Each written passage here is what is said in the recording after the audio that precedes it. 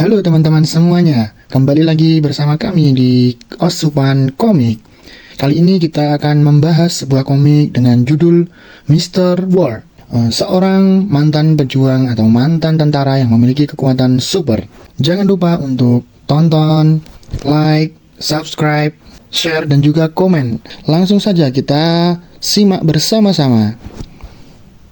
Di tengah dunia yang dilanda peperangan tanpa akhir, ada satu pasukan yang namanya membuat musuh gemetar ketakutan. Pasukan bernama Ghost. Mereka bukan sekedar pasukan elit. Mereka adalah bayangan kematian yang berjalan di medan perang. Dan di antara mereka berdiri satu nama yang paling disegani, George Say, atau yang lebih dikenal sebagai Mr. War. Di sebuah helikopter, di sana terdapat sebuah unit pasukan khusus dari Republik Aldimir dengan kode name Ghost. Pasukan ini adalah pasukan yang paling ditakuti oleh teroris di dunia dan merupakan unit terkemuka di dunia. Dan di antara mereka ada yang dijuluki yang terkuat bernama George Say. Melihat langsung, dia membantai dan memusnahkan targetnya. Semua orang hormat dan menjadi segan padanya. Sebutan yang paling terkenal adalah Mr. War. Namun, pada tanggal 6 Juli 2025, pria terkuat ini menemui ajalnya di dalam pertempuran. Tubuhnya penuh luka tembak dari kepala sampai ujung kaki. Semua tidak luput dari bekas tembakan. Sebelum meninggalnya Mr. War, pada tanggal 6 Juli 2025, pukul 2:16, diadakan operasi pemberantasan organisasi teroris. Sebuah helikopter yang membawa pasukan khusus pemberantas teroris terlihat ingin menuju titik pendaratan. Tapi dikarenakan cuaca tidak memungkinkan, sang pilot mengusulkan kepada sang kapten yang bernama Beck untuk merubah titik pendaratan. Tiba-tiba kelompok yang melakukan serangan kejutan menghubungi jika serangan kejutan yang mereka lancarkan gagal. Beck menjadi panik dalam hatinya. Jika begini terus, kita akan kehilangan setengah pasukan. Lalu dia membalas, "Baiklah, kita akan lakukan sesuai rencana." Tiba-tiba, George melempar tali untuk turun. "Hei George, apa yang kau lakukan?" ucap kapten dengan panik. Dengan santai, George menjawab, "Kapten, aku duluan. Kita bertemu dengan yang lain di titik B." Lalu dia melompat keluar. "Hoi, tunggu. Apa kita bisa putar balik?" ucap kapten dengan panik. Itu tidak mungkin," ucap sang pilot. "Sialan. Baiklah, kita pergi ke titik B," ucap sang kapten sambil berkata dalam hati, "George, semoga kamu tidak mati." Ketika George sampai di bawah, ia langsung melesat ke depan. Tapi sebuah sniper siap membidiknya.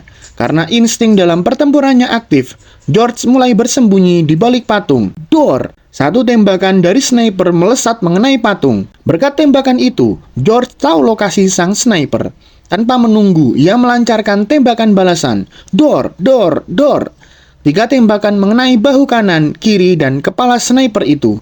Lalu dia jatuh dari tempat persembunyiannya. Tapi dari arah belakang George, seseorang menodongkan pistol yang siap menembak kepalanya. "Jangan bergerak." Dengan santai, George menjawab, "Oke." Lalu memutar badan dan menghantam tangan orang bertopeng itu dengan sikunya. Lalu menendang kaki orang bertopeng itu sehingga kehilangan keseimbangan. Tapi sebelum jatuh, George menangkap kepalanya dan krek, bunyi nyaring terdengar dari leher orang bertopeng itu. Detik berikutnya, sekelompok teroris datang dan langsung menghujani George dengan tembakan. Suara dari mesin senapan mulai menggema. Dengan sigap, George menarik tubuh orang bertopeng tadi dan menjadikannya sebagai tameng daging sambil mundur ke arah tembok. "Wah, kalian menyambut tamu dengan sangat kasar." Lalu serangan balasan mulai dilancarkan George dan berhasil mengalahkan mereka semua. Tiba-tiba terdengar suara dari radio komunikasinya. "George, di mana kau? Apa kau baik-baik saja? Cepat jawab." "Di titik kumpul B." Kelompok yang dipimpin Kapten Beck siap mendobrak pintu. "Di mana George?" Kapten Beck dengan kesal menjawab. Dia tidak menjawab panggilannya. Sialan, si tukang bunuh diri itu selalu saja membuat masalah. Tapi ketika mereka berhasil masuk, George di dalam dan berkata, "Kapten, kompleks ini aman. Kalian tidak perlu menanganinya." Mereka semua terkejut. Benar-benar monster. Pantas saja dia dijuluki Mr. War. Lalu Kapten Beck mendekatinya dan menarik kerah bajunya. "George, kenapa kau selalu bertindak sendiri? Prajurit yang tidak bisa mengikuti perintah tidak dibolehkan gabung dengan kelompok ini." Tapi dengan santai, George menjawab, "Emang kenapa? Misinya sukses kan? Jadi tidak ada masalah. Lagi pula, jika kita memaksakan operasi dalam situasi seperti itu, unit ini akan hancur. Kau paham kan, Kapten? Sialan emang kau ini pandai bacot." Tiba-tiba ada prajurit yang melapor, "Kapten, komandan mencari Anda." Sambil pergi dengan wajah marahnya, ia berkata, "Kurang ajar, kau selalu mengabaikan perintah." Tapi dengan wajah tenangnya, George menjawab, "Jangan salah paham, jika ada jalan untuk balas budi untukmu, itu hanya dengan membunuh dan mengalahkan musuh. Aku tak ingin menentangmu, ini semua hanya demi tujuan kita." Sebelum masuk mobil, Kapten Beck memberi perintah terakhir, "Aku akan kembali ke markas. Kalian lakukan sesuai dengan perintahku tadi." "Seperti perintahku tadi," ucap George dalam hati. "Hoi, kalian, apa perintah Kapten?" Tiba-tiba semua orang mulai menodongkan senjatanya pada George. "Hoi, apa-apaan ini?" ucap George dengan kebingungan. Tapi salah satu dari mereka menjawab, "Maaf Mr. War, ini semua perintah Kapten Beck." Lalu hujan peluru mulai menghujani tubuh George sang Mr. War. Mulai dari ujung kepala sampai ujung kaki, semua tidak luput dari tembakan. Dalam hati George, dia mulai merangkai teka-teki itu. Jangan-jangan dari awal Beck ingin membunuhku. Aku pasti akan hidup kembali. Tunggu, suara ini.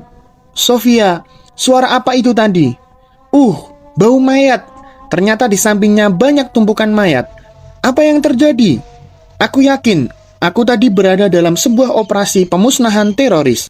Tiba-tiba mayat-mayat itu mulai bergerak dan jatuh ke dalam jurang. Ternyata itu adalah sebuah truk pembuang mayat.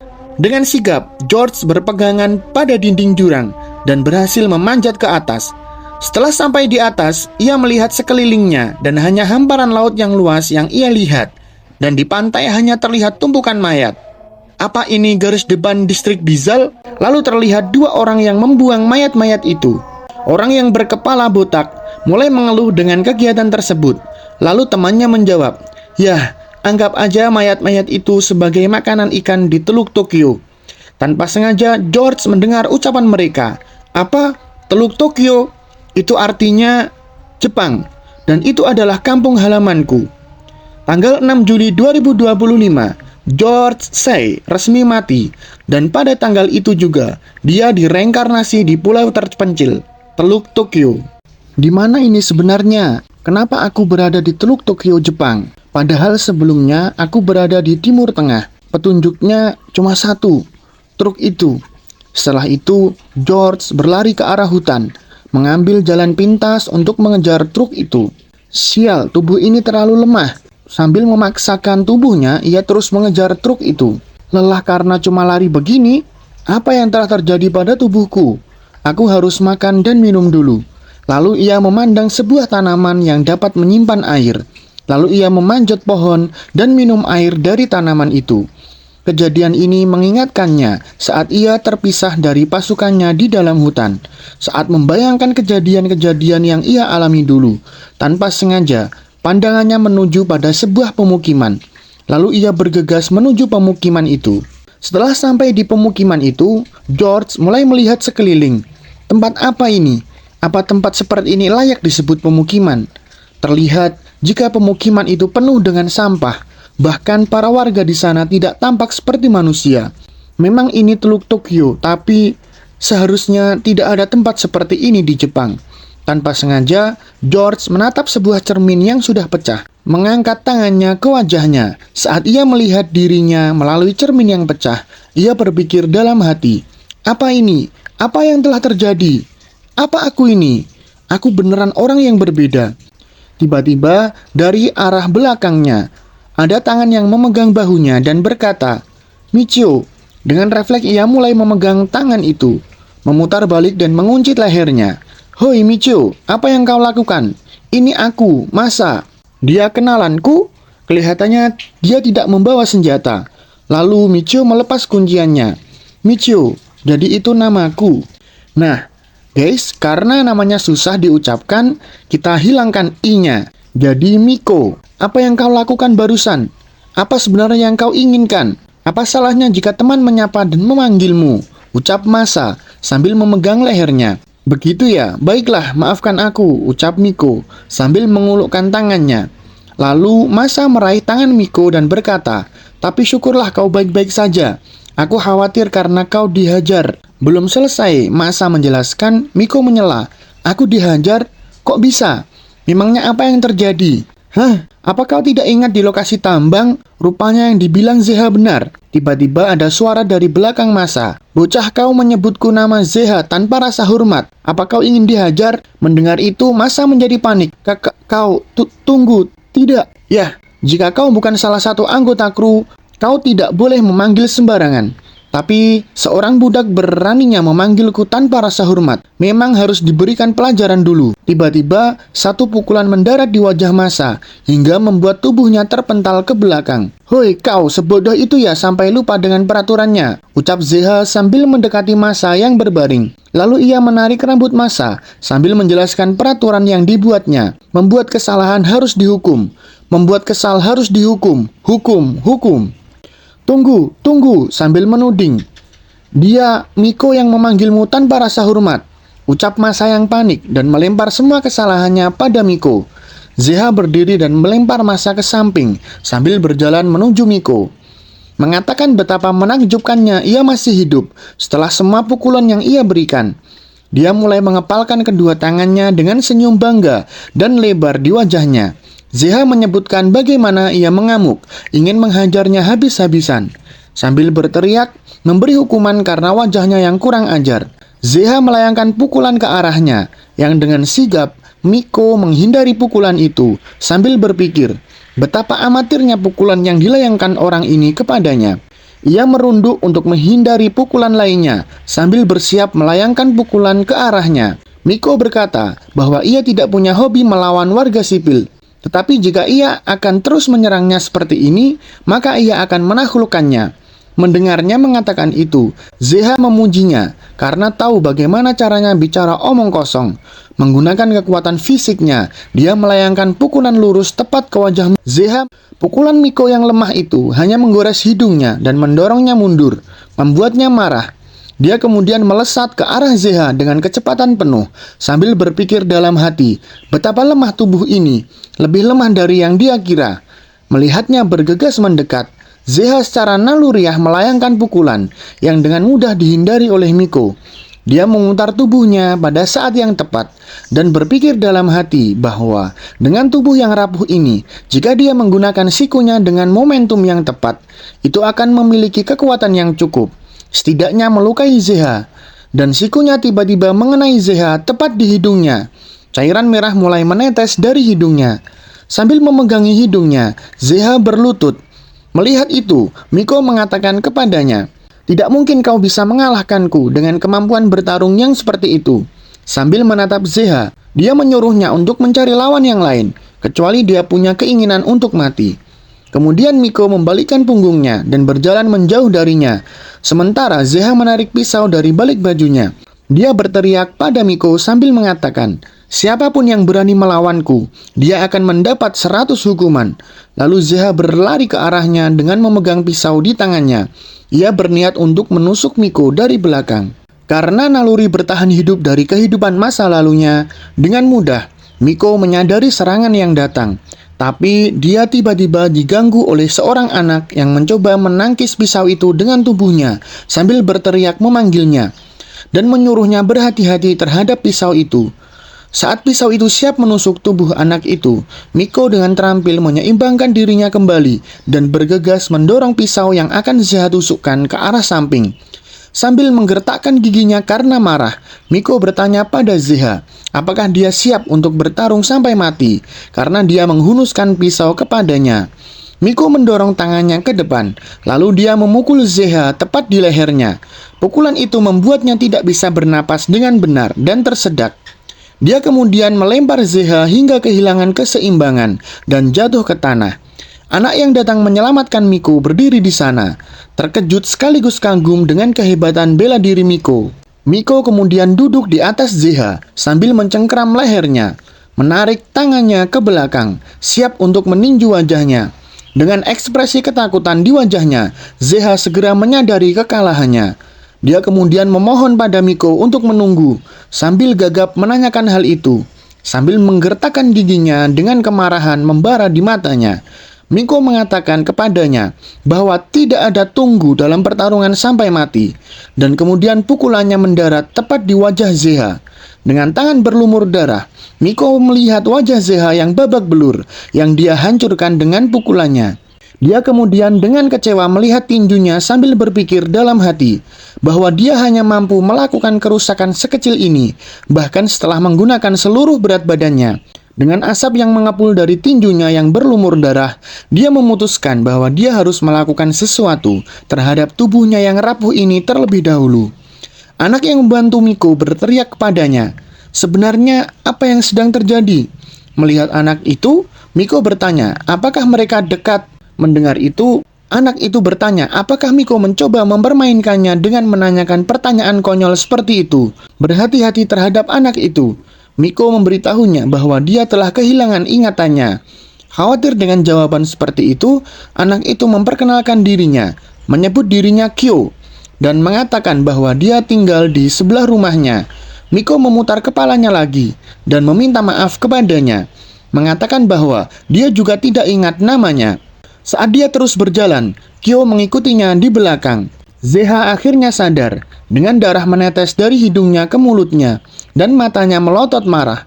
Zeha mengatakan, habis, akan dihukum habis-habisan. Saat mereka berjalan melewati daerah kumuh, Kyo mencoba meniru gerakan Miko, dan bertanya apakah Miko bisa mengajarinya cara berkelahi. Akhirnya Miko membuka mulutnya. Miko memintanya untuk menceritakan tentang pulau ini, meletakkan tangannya di belakang kepalanya.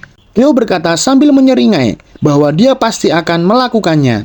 Kyo kemudian memberitahunya bahwa ini adalah pulau limbah industri yang mengambang di Teluk Tokyo. Sebuah pulau yang penuh dengan sampah dan sampah.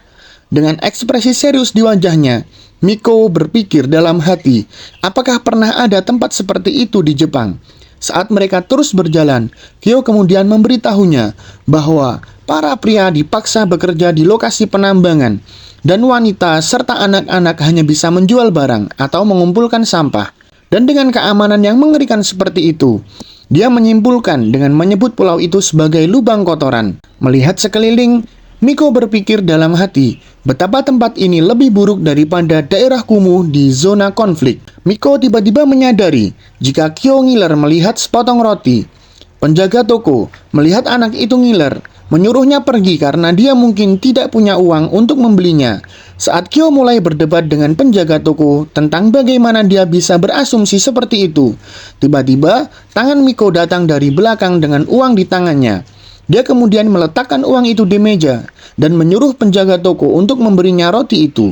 Miko kemudian menyerahkan roti itu kepada Kyo, mengatakan bahwa itu adalah tanda terima kasih untuk informasi yang dia berikan. Dengan senyum cerah di wajahnya, Kyo mengungkapkan rasa terima kasihnya atas roti itu. Lalu Kyo bertanya dari mana dia mendapatkan uang itu. Miko hanya menjawab dengan mengatakan bahwa itu harta rampasan perang dari sebelumnya. Mengingat kembali saat dia menjarah uang dari Zeha, dia memberitahu Kyo bahwa dia tidak melakukan hal-hal seperti menjarah dari tentara yang terbunuh. Tetapi di tempat yang tidak dikenal, uang itu penting untuk bertahan hidup. Kyo terus memandanginya dengan mengatakan dia seperti orang yang sangat berbeda. Sampai rumah, Kyo membuka pintu rumahnya dengan riang memberitahu ibunya bahwa dia sudah pulang. Dia berlari ke arah ibunya sambil memegang roti di tangannya. Dia memberitahu ibunya bahwa hari ini mereka akan berpesta karena Miko membelikannya roti. Sambil tersenyum hangat di wajah ibunya yang kurus dan pucat, dia berterima kasih kepada Miko dan memanggil Kyo bahwa mereka harus makan bersama. Lalu Kyo menggosok perutnya dan memberitahu ibunya bahwa dia sudah makan. Ibunya menepuk kepalanya, bertanya apakah dia benar-benar sudah makan. Menjawabnya, dia menyuruh ibunya untuk tidak khawatir tentang itu dan menyuruhnya makan karena ibu perlu mendapatkan nutrisi.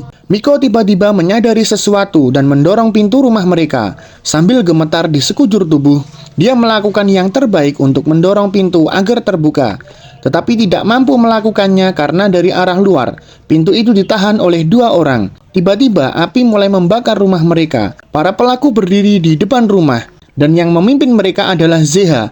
Sambil menjilati pisaunya, dia mengatakan bahwa hukuman karena menentangnya akan dibayar dengan kematian. Sambil mendorong pintu, Miko menyadari bahwa orang-orang menghalangi mereka dari luar. Dan itu adalah serangan dengan setidaknya sekitar 8 atau 9 orang. Dia mengalihkan pandangannya untuk mencari sesuatu yang berguna, yang bisa dia gunakan sebagai senjata. Dan akhirnya, Miko memperhatikan sebuah kantong yang terbuat dari kain dan bergegas meraihnya. Setelah memegang kantong itu, dia berlari menuju pintu. Lalu Kyo bertanya kepada Miko, sebenarnya apa yang ingin ia lakukan? Tapi Miko diam, tidak menjawab pertanyaan Kyo. Dengan kekuatan yang dihasilkan dari lari, Miko menendang pintu hingga terbuka, membuat orang-orang yang menahan pintu terbang saat pintu terbuka. Kemudian Miko melihat beberapa pekerja bersama dengan Zeha berdiri di depannya dengan masing-masing memegang pisau. Lihat siapa itu yang merangkak keluar. Mereka semua sudah mengepung Miko dari balik pintu. Melihat kejadian itu, Zeha sangat puas karena rumahnya terbakar oleh api. Lalu, anak buah Zeha mulai mengepung dan mengelilingi Miko. Dengan wajah yang kesal, Miko berkata, "Kau lagi, ada urusan apa di sini?" "Jelas dong," ucap dengan wajah marahnya. "Urusannya karena kau membuatku marah. Karena kau melawanku, karena kau menyakitiku, karena kau berani menentangku. Perbuatan itu semua harus dihukum mati."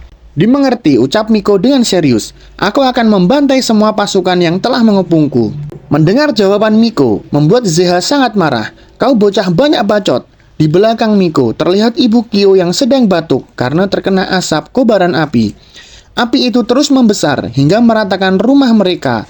Kyo dengan panik berkata, "Ibu, ibu, kamu tidak apa-apa kan?" Lalu Kyo memanggil Miko.